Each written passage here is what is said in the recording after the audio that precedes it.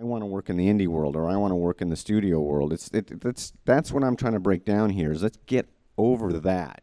Yes, when you're up in the $70 million range, you're not making an indie film anymore, but that doesn't mean you can't make a film that's interesting, a film that says something, a film that touches people.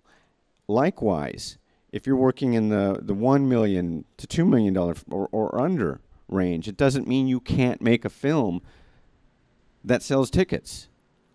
Let's just break all those barriers down. You don't have to set out and say, oh, okay, I'm going to make a $100 million movie. The next, well, Blair Witch was a fairly independent film. That was an anomaly. Whatever you set out to do, just set out to make a good film because it's going to change. The film is going to take over and have a life of its own. It's going to work on its own. It's going to affect people. Yeah.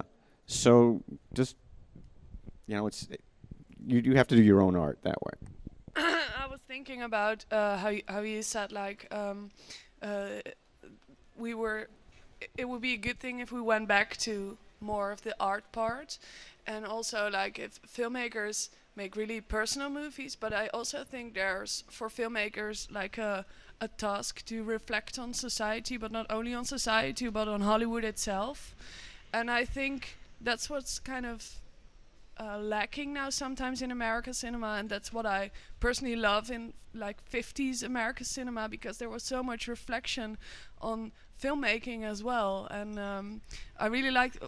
It's too bad we haven't seen it yet, but I really like the part also about that's in your film, because I think it's really important that filmmakers also make clear what the problems are that they encounter in making a film. And I wonder if it's possible in like American cinema as it is now.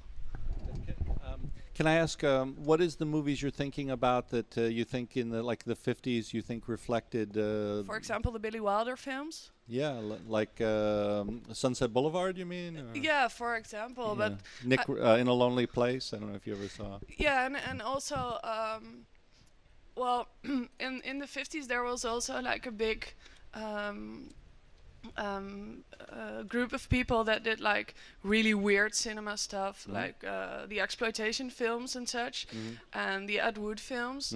And I think what happened was like Hollywood saw that it worked for young people, and they thought, oh, we incorporate this in our films, and then the scene didn't existed anymore. And I think that's what's happening now as well. Yeah. And yeah, it is almost like we're talking about a system or a scene that doesn't really exist anymore. It was a Sundance independent scene, and it's as gone as that 1970s, what used to be called New Hollywood, But I'm happy to hear you say that, because, going back to talk about the film I made, we've made a film that, it's a director, as Giorgio said so accurately.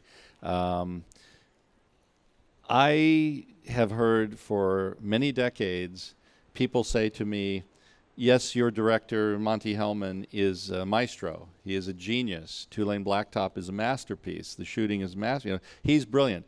But can't you find me a director that will make money? And I got really tired of hearing this, and when it came time, I said, you know what, hell with it. We're going to make a movie, and I'm not going to put any other name on the list. You either make it with Monty Hellman, or we don't make it.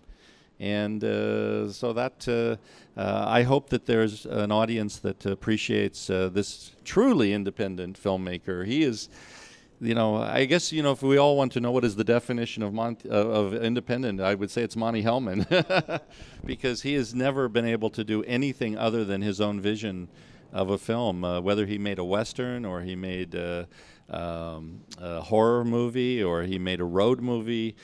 He can only make it one way, and it's his way, so that's really independent, Well, thank you so much. We have to close this conversation. My personal statement is that we, the Europeans, are in any case very lucky, because we have a European Parliament, a media program, national subsides.